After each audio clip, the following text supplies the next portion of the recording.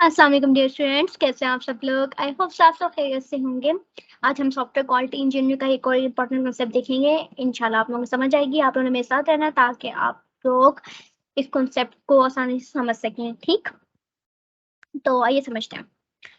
अच्छा, तो अब एक और जो हमारा मेन कांसेप्ट आता है वेरिफिकेशन और वैलिडेशन का। ठीक, जो हम लोग वेरीफाई और वैलिडेट करते हैं अपनी सिस्टम को। सही, वेरिफिकेशन वैलिडेशन हमारी क्वालिटी अश्योरेंस और क्वालिटी कंट्रोल दोनों के अंदर आ जाती है। क्वालिटी इंजीनियरिंग के अंदर आती है वेरिफिकेशन वैलिडेशन, क्योंकि वेरिफिकेशन और वैलिडेशन हमारे सिस्टम के अंदर बहुत जरूरी है। वेरिफिकेशन क्या होता है कि हमें वेरीफाई चेक करना होता है सिस्टम के रिक्वायरमेंट्स को, आया कि वो मीट करी या नहीं, इस तरीके से वेरीफाई करना होता है, चेक करना होता है। वैलिडेट हमने टेस्ट करना होता है।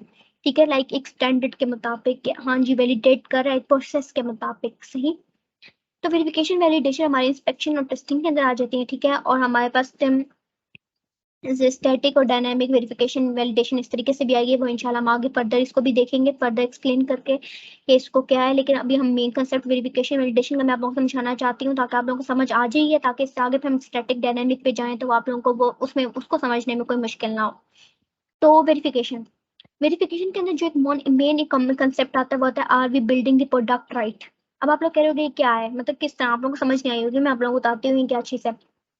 मैं आप लोगों को जैसे ऊपर बात की कि वेरिफिकेशन क्या है, हमारे पास क्या है कि एक वेरीफाई चेक। सही, अब जो हमने सिस्टम की रिक्वायरमेंट्स लिखी है ना, अब हमने जो रिक्वायरमेंट्स डिफाइन करनी है कि हाँ जी हमारे सिस्टम के अंदर ये रिक्वायरमेंट्स हैं। ठीक, लाइक मैं अगर सॉफ्टवेयर बना रही हूँ, मैंने अपनी रिक्वायरमेंट्स लिख दी हैं 20 है, 21 है, 22 है, जितनी भी है, सो ऑन, मतलब जितनी भी हैं। ठीक है, अब जो रिक्वायरमेंट के मुताबिक सिस्टम को वो करना चाहिए जो रिक्वायरमेंट के मुताबिक है, रिक्वायरमेंट के मुताबिक। ठीक है, उसको वो चीजें और वो सारी रिक्वायरमेंट्स पूरी करनी है जो मैंने रिक्वायरमेंट्स लिखी है, डिफाइन की गई हैं। अगर प्रोडक्ट बनाया है ना, मैंने प्रोडक्ट बनाना है, मैंने पहले रिक्वायरमेंट्स बताई हैं कि मेरी ये रिक्वायरमेंट्स है, तो उसके मुताबिक आपके सिस्टम को होना चाहिए, आपके सॉफ्टवेयर को होना चाहिए उन रिक्वायरमेंट्स के मुताबिक, उन स्पेसिफिकेशंस के अकॉर्डिंग। ठीक है, तो इसका हमारा ये जो मेन कंसेप्ट होता है कि आर वी बिल्डिंग प्रोडक्ट, मतलब वो प्रोडक्ट हमारा राइट होना चाहिए, हमारा प्रोडक्ट बिल्कुल उसके मुताबिक होना चाहिए जो हमारी स्पेसिफिकेशंस हैं। सही, लाइक मैं इसमें एग्जांपल देती हूँ कि अगर हमारी टिकट रिजर्वेशन सिस्टम है, उसकी रिक्वायरमेंट्स थी कि वो उसने क्या करना है कि उसने सीट्स रिजर्व करनी है, उसने चेक्स रखने हैं, उन्होंने मतलब जो जो मतलब इसके अंदर है कि टिकट रिजर्वेशन सिस्टम का कि इसने ये करना है। ठीक, मेन डिफाइन क्या है रिक्वायरमेंट के अंदर, के रिक्वायरमेंट में इसका ये है। ठीक है, इसने पहले सिस्टम को लॉगिन करवाना है, बंदे को लॉगिन करवाना है सिस्टम में। ठीक है, फिर इसको ये मॉड्यूल शो करवाना है, ये करवाना है, ये रिक्वायरमेंट्स के अकॉर्डिंग मैंने लिखा है। ठीक है, सिस्टम को भी फिर वही करना है, उस सॉफ्टवेयर को भी फिर वही करना है जो मैंने रिक्वायरमेंट्स में डिफाइन कर दिया कि हाँ जी इसने ये करना है।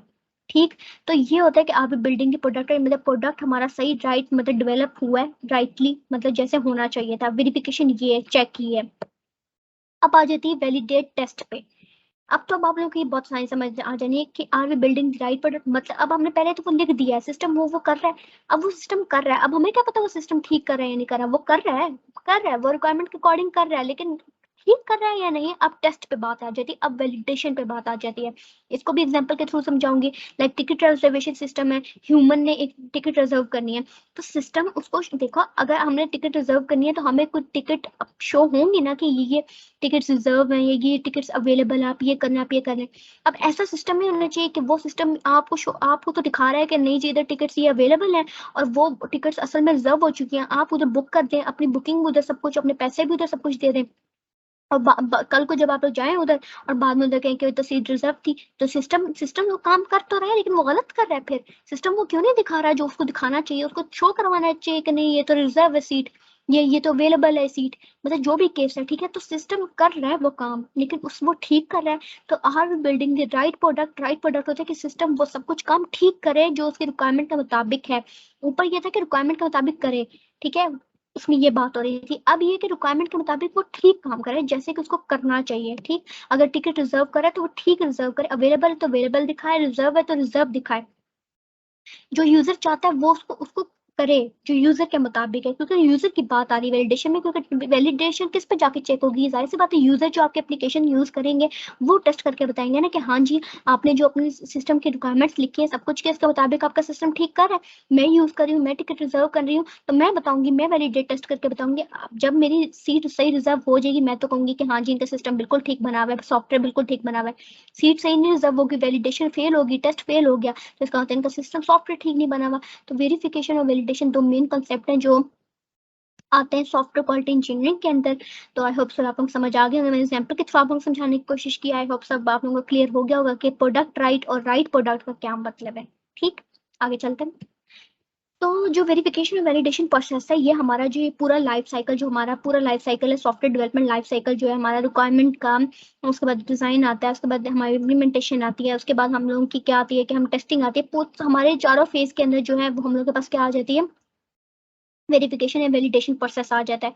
हमने वेरीफाई हर फेज को करना है, हमने वेरीफाई हर मतलब रिक्वायरमेंट्स को करना है, वैलिडेट भी रिक्वायरमेंट्स को करना है, वेरीफाई भी हमने डिजाइन को करना है, वैलिडेट भी डिजाइन को करना है, मतलब सबके करना है। ठीक है, तो ऐसा नहीं कि वी प्रोसेस आप लोग कहे कि नहीं जो सब कुछ हो गया बन गया तो आप वेरीफाई कर लो वैलिडेट कर लो पूरे सॉफ्टवेयर को, नहीं, हर एक एक चीज को साथ साथ करते जाना है। ठीक है, हर स्टेज पे करना है आप लोगों ने। अच्छा, और इसके दो इंपॉर्टेंट जो प्रिंसिपल्स हैं, एक ऑब्जेक्टिव्स हैं।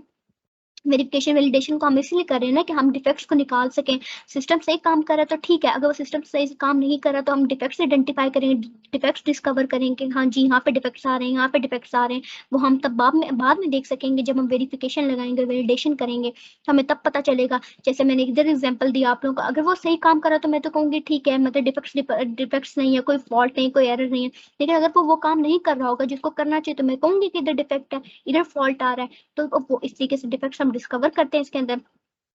और हम ये भी असेसमेंट करते हैं कि हमारा सिस्टम वो इस तरीके से यूजेबल है, मतलब इस फॉर्म में कि हम लोग ऑपरेशनल जब हम इसको यूज करें, मतलब ऑपरेशन सिचुएशन में जब इसको लेके आएंगे तो सिस्टम उसके अंदर यूजेबल होगा कि नहीं होगा। हम असेसमेंट करते हैं कि सिस्टम यूज के काबिल होगा, जब हम इसको काम की तरफ लेके जाएंगे, वर्क की तरफ लेके जाएंगे तो सिस्टम यूजेबल होगा, मतलब काम कर सकेगा सही। हम ये भी असेसमेंट करते हैं।